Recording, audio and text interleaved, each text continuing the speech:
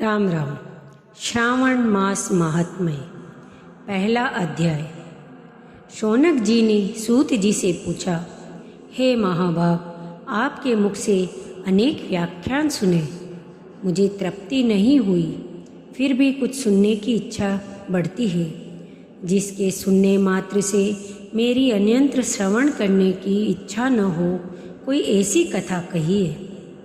सूत जी ने कहा, आप सभी मुनिगण सुने, आपके कहने से मैं प्रसन्न हूँ और आपके लिए मुझे कोई भी बात गुप्त नहीं है। दंभ रहित होना, आस्तिक बुद्धि होना, शठता न होना, परमात्मा में भक्ति होना, सुनने की इच्छा होना, सुशील स्वभाव होना, धैर्य रखना, पवित्रता होना, दोषारोपण रहित होना, ये गुण श्रोता के कहे गए हैं। ये सब गुण आप लोगों में हैं, इससे मैं प्रसन्न हूँ।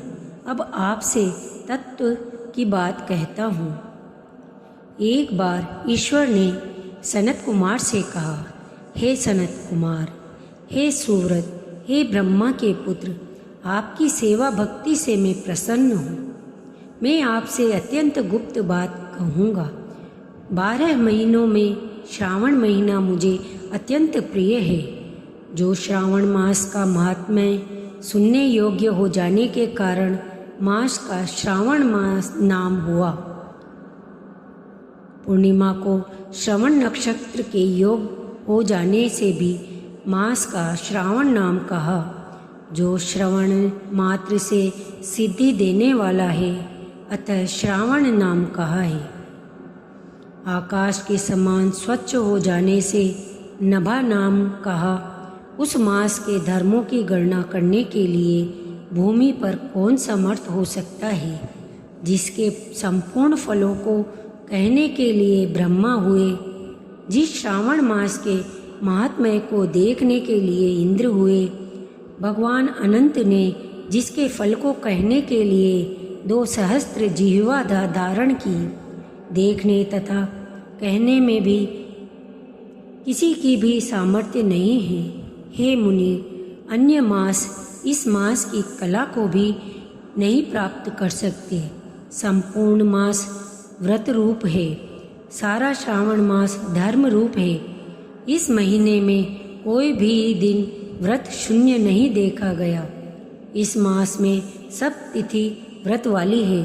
सनत कुमार ने कहा, हे भगवान, आपने जो कहा कि इस मास में कोई भी दिन व्रत शून्य नहीं है, इस महीने में तिथि भी व्रत शून्य नहीं है। हे श्रेष्ठ, उसको आप मुझसे कहें, कौन सी तिथि में कौन कौन से व्रत होते हैं तथा किस वार में कौन व्रत होता है, उस व्रत का अधिकारी कौन है, फल क्या है, विधि क्या है, देवता कौन है, पूज्य कौन है, पूजन सामग्री क्या है, किस व्रत का कौन समय है। हे प्रभु, वह मुझसे कहे।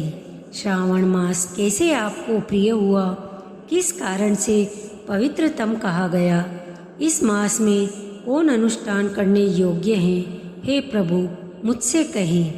आपके समक्ष मुझ मूर्ख को प्रश्न करने का कितना ज्ञान हो सकता है। पूछने से जो रह गया है, वह सब आप मुझसे कहें। प्रथम अध्याय समाप्त। दूसरे अध्याय की कथा सुनने के लिए कृपया मेरा चैनल सब्सक्राइब करें। धन्यवाद। ओम नमः शिवाय।